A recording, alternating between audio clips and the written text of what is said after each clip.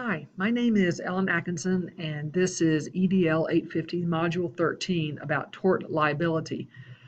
A tort is an actionable or civil wrong committed against one person by another that is independent of contract. Okay, the first tort case, I'm going to look at 5 here, and the first case I'm going to look at is the Mitchell versus Cedar Rapids Community School District. And the mother of a special ed student successfully sued the district for damages sustained in an off-school property after hour sexual assault by another student. And what had happened was that her daughter, DE, was a ninth grade special education student at Cedar Rapids Community School District's Kennedy High School. And her teacher had witnessed her and another student, MF, spending time together that fall and observed them engaging in physical contact, including kissing. And she assumed that the relationship was age appropriate and could not recall signs indicating the contact was against DE's will, the girl. And she couldn't recall any history of the boy having any behavioral problems. And she didn't remember speaking to them about their relationship or about their parents, or to their parents at all. So the daughter, on the day of the assault, called her mother from school and asked if she could ride the bus after school to her friend's house.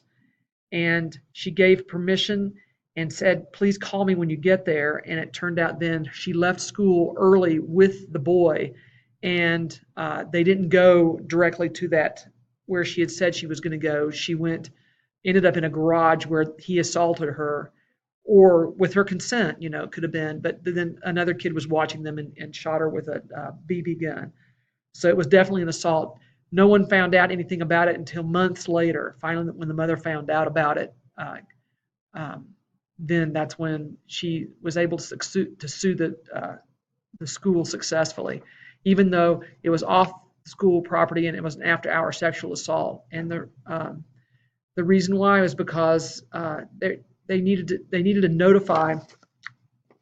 They should notify that they got sued for negligence, and then because there was a failure to timely notify of her authorized absence, there was failure to adequately supervise her, and then a failure to take appropriate immediate action upon discovery of her absence. And so because of that, they were able to sue them successfully. So what I took away from that was that we should notify school and parents when special ed students are seen being amorous or absent together. And the first notification should be when they are seen before being absent, so that the parents know to be more cautious in letting their students go somewhere else after school. It certainly seemed like her daughter had asked to be allowed to alter her schedule, probably to spend time with that boy. So that's probably how we would deal with it in our school. Okay, the second case is Johnson versus the School District of Millard, and a parent successfully sued her child's teacher for damages sustained in an accident during music class. The kids were playing she taught her kids to play London Bridge, but then was away at the blackboard while they were first doing that, and they swung the first kid so hard against a bookcase that he cut his head badly. And so the takeaway from that is to supervise the children closely, particularly when they are first doing a game. So don't walk away at that point. Okay, the third case is Hoyam versus the Manhattan Beach City School District. And apparently, parent unsuccessfully sued the district for damages sustained by her son after he left school early and was struck by a motorcycle. And because he'd left school, so they tried to, all the actions were dismissed. But what schools have to do is to exercise reasonable care under the circumstances to keep students from leaving the school. So that was an issue, but they were able to show that they had exercised reasonable care. So just because something happens doesn't mean that the school is liable. Okay, the fourth case is Brahacek versus the Millard School District, and a parent successfully sued the school district after her son died from a head injury received in his physical education class. What had happened was that they were inside doing golf swings, and the boy was gone the first day when a lot of the safety stuff was talked about. And then, unfortunately, he had asked another student to help him, and then he got too close to the other student when that student was following through, and so he got hit in the head with a golf club, and then he died a couple days later without ever um, gaining consciousness. And they were successfully sued because that how the mats were arranged and the whole process. There were written instructions, but they didn't follow them. They put the people, everybody too close together, and so it made it more possible to have the injury happen. So that was a successful lawsuit because, and so the takeaway from that is that you should follow safety procedures as they're written, and don't do something different or something that seems easier.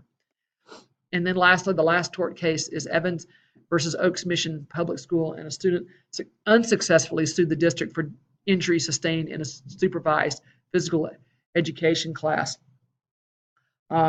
He was a high school student who was injured during a physical education class, and he'd already suffered 2 shoulder separations during football practice, and then, or one during football practice and one during basketball, and he was supposed to not participate in sports at all. But it reads like he managed to talk his parents into letting him do it, and so they knew what was going on. And he was in a wrestling match in class and dislocated his shoulder, and that's when they sued the school district. But because the school had told the parents, and the parents knew all along that he was in these contact classes, that he'd gone back into them even though he really shouldn't have. It made them liable instead of the school. So that was an unsuccessful lawsuit. And